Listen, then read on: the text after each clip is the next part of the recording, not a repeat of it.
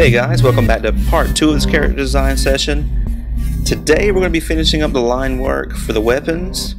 We're going to be adjusting a few things on the character, and we're going to be laying down the base colors. We're going to be laying down a mid-tone, shadows, and the highlights, and we're going to be trying to decide what lighting scheme we're going to be using. I pretty much already know that I'm going to be using a top-down lighting scheme, but we will get to that when we get to that. Without further ado, let's get this thing started.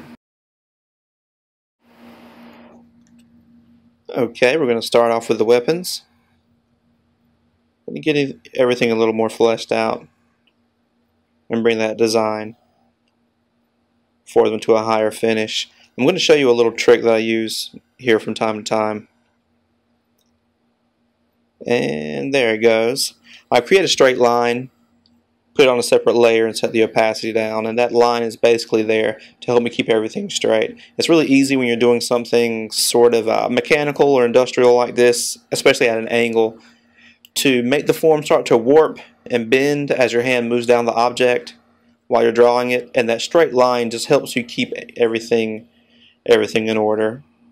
And that's basically all it's there for. I had a little trouble with the end of that barrel on the bottom, so I just created a separate one at the top and used the transform tool to move it down. By this point I've already decided that I'm not going to be keeping the line work. I'm going to paint over everything. So even though I'm doing stuff like that to keep lines straight and to make the line work tight, I'm not going to be overly concerned with it. That's the sort of thing that I'll really finish up at the end of this when I'm rendering everything out.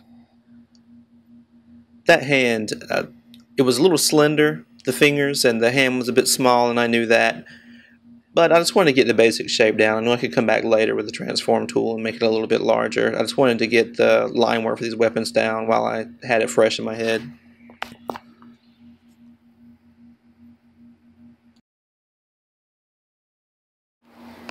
And I can take a second here to talk about this character. I realized after the fact that I made that entire first video and didn't talk at all about the character design itself. I was going for something that didn't take itself too serious. I wanted it to be slightly modern, and I didn't want it to be like a cartoon or something like that, but I did want the character to, I wanted to have a little fun with the character so I could give him a little attitude, and I didn't want him to be fully armored out. I didn't want to have him have body armor everywhere. I wanted to show some of the form and things like that. I was thinking of something sort of between like a Gears of War and a Saints Row kind of character. And if you don't know anything about video games, that reference means absolutely nothing to you. Hold on. I'll take a break here for a second. When I flipped the canvas over, I noticed that the face was a little off kilter, so I went into the liquify tool and straightened his face out there. That's one of the advantages of Photoshop. When you flip the canvas over, it can become readily apparent when things are out of balance, and because of that, it's really important for you to flip the canvas as much as possible. Again, I don't do it as much as I should, but I do it from time to time, and when you do it, it just makes it so easy to see the little mistakes that you make, and you can jump right into the liquify tool like I just did and straighten it out in a few seconds.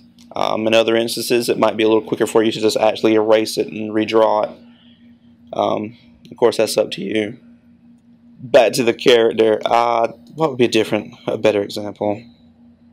If you've ever seen Predator, and I'm just going to assume that you have seen the movie Predator, because I don't want to imagine that I live in a world where there are people that exist that haven't seen it.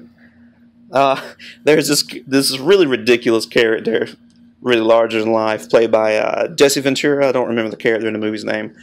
But he's just this huge dude, and he has this Gatling gun, and he says ridiculous one-liners like, "I don't have time to bleed," and stuff like that. It's really great. It's really fun. It's over the top, and I just really loved it, and that was the kind of feel that I was going for here. I forgot to mention, if you saw when I was laying down the colors for his shirt, I was going for a tan color at first. I wanted to go with the green color here initially, but I thought maybe I should try the tan color at least. That's contemporary now. You know, most of our military conflicts happen in the Middle East. So tan or sand kind of color is what most of our military uniforms are now. But it just didn't really gel with the way the character looked, and it wasn't the feeling I was going for. I really wanted to pull out that sort of Vietnam vibe. And so I just ended up going back with the green. And here I'm just going to lay down flat colors. I want to get my color scheme figured out before I do anything else, and that's what I'm doing.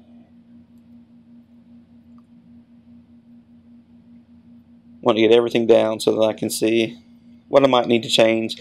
Like here on the weapon, that big cylinder on the top, I end up changing. When I zoom out, I looked at it and it didn't quite work together, so I went back over it with a lighter gray there, and it works a little bit better.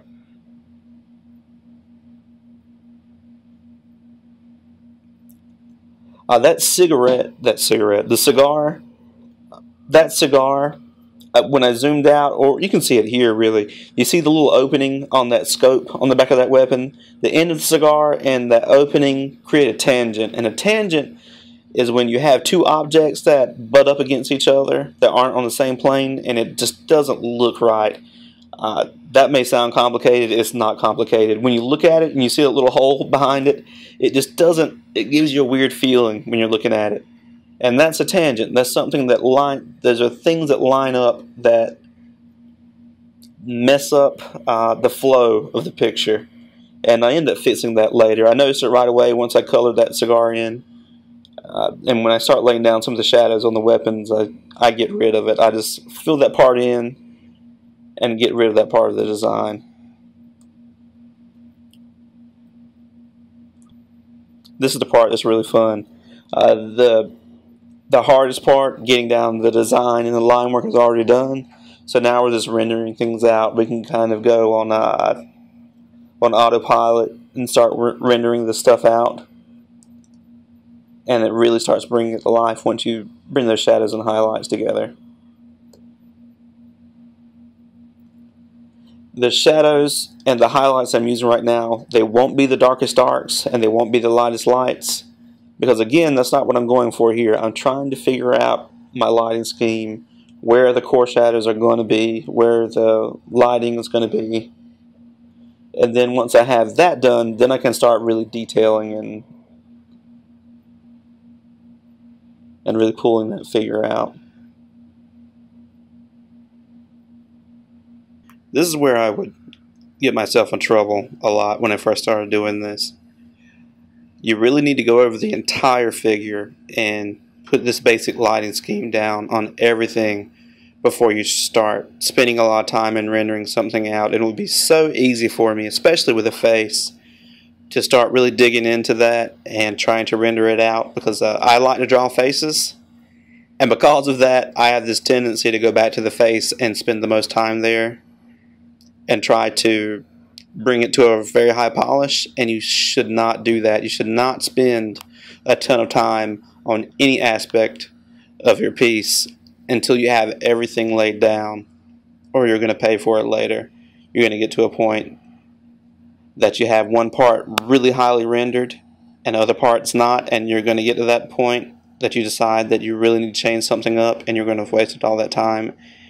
And that's all I have recorded for this session. We have pretty much completed our lighting scheme here. I forgot to talk about that as we got to it, that I was going for the top-down lighting scheme. It's the easiest lighting scheme to do.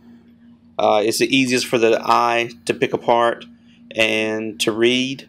You don't want to do some kind of complicated, crazy three-point lighting scheme on a character design sketch, because that's not the aim of this. You want the viewer to be able to look at it, to see what you have designed. You still want it to look cool, but you don't want to make it too dramatic and start confusing the eye. You want to make everything very clear, very readable.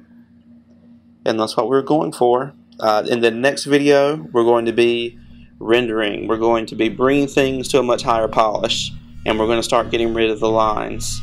This is where we start tightening everything up, and we'll bring it to a close. I'll try my best to condense everything and get it into one video. The rendering process can take just as long as the entire line work and the base coloring that we've done today. But like I said, I'll speed that up as much as possible and try to get it all done in one video. Hope you enjoyed this. See you next time.